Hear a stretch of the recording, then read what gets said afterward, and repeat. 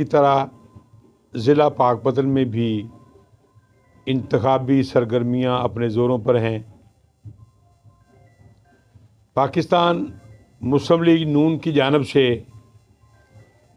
मियां अहमद रज़ा ख़ान मानेका उम्मीदवार कौमी असम्बली